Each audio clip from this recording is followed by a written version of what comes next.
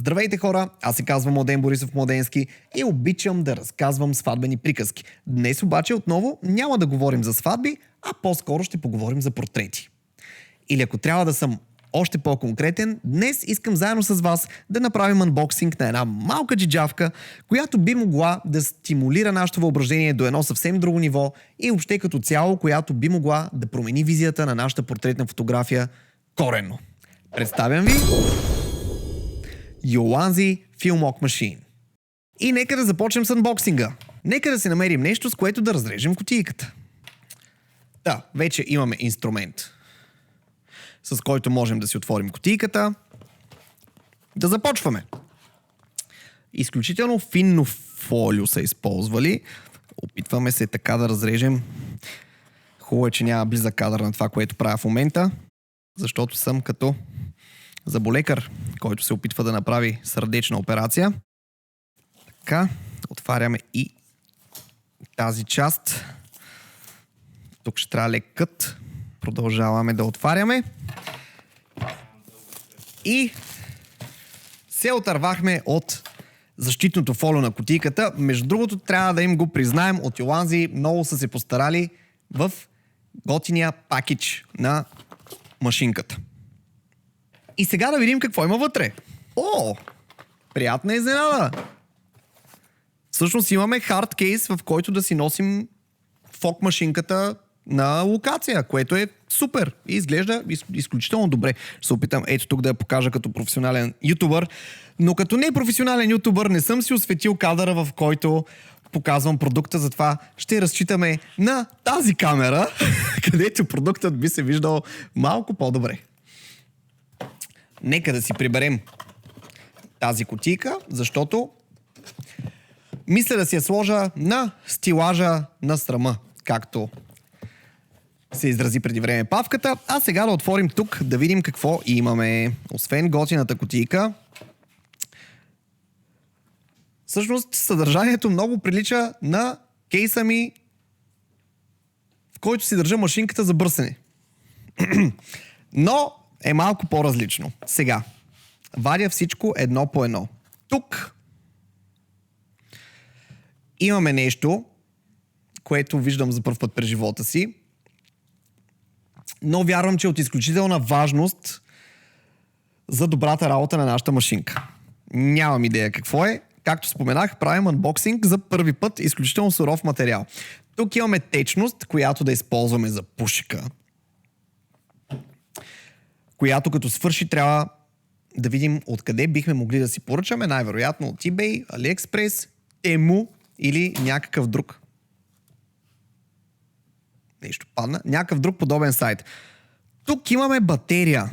Машинката е с литиево-ионни батерии, каквито тези от вас, които може би малко по-са наясно с електрониката, знаят, че се намират и в батериите на по-старите лаптопи, може би в по-новите, което гарантира една сравнително дълга работа на машинката. Колко дълга, тепърва ще разберем. Имат си кутийка и батерийките.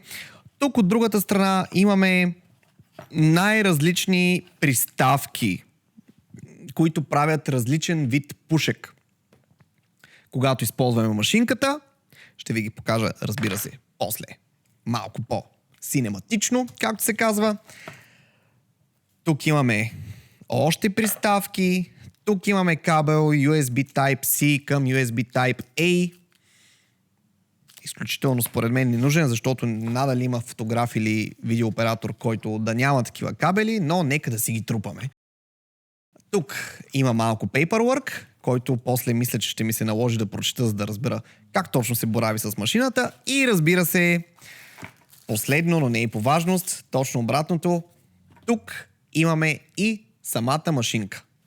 Самата машинка прилича на мен лично ми прилича на декоративна версия на ароматизатор за стая. И сега, трябват ми точно няколко секунди, за да сгубя машинката и да я тестваме, за да видим как се прави пушек с нея.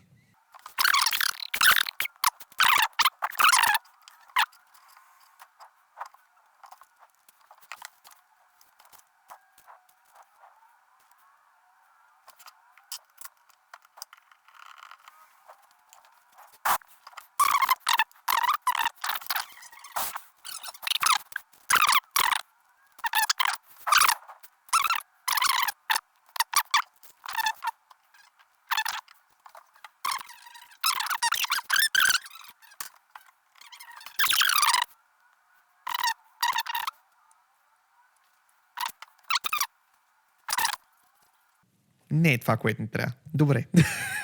What the fuck, човек? Не. Добре, щечността е мазна.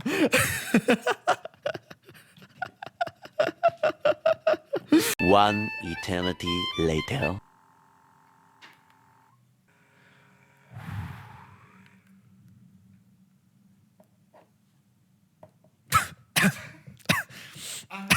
Не, шегувам се.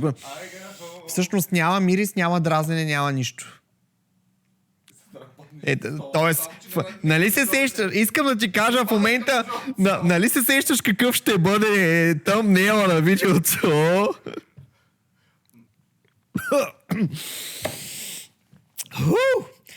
И така, хора, беше ни необходимо малко повече време, отколкото по принцип ни е необходимо, за да разучим машинката, но истината е, че е изключително интуитивна и лесна за работа, а ефектът от нея е скандален.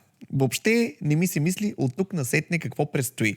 Но, за да бъда още по-конкретен на въпросът защо трябваше да си вземем тази машинка, защото ще правим едно много яко събитие съвместно с Xeon Tech, които решиха заедно с мен и домакините от Фотосинтезис да направим събитие за креативна портретна фотография в Варна. Всички вие, които гледате, пада се 9 юли, вторник. И ако гледате това видео преди 9 юли, вторник, моля заповядайте 6:30. Събитието ще го оставя в линк долу в описанието. Заповядайте, ще се забавляваме заедно с и тая пушек машинка и с осветлението от Xeon Tech. Пълната гама ще имате на разположение да пробвате, да тествате.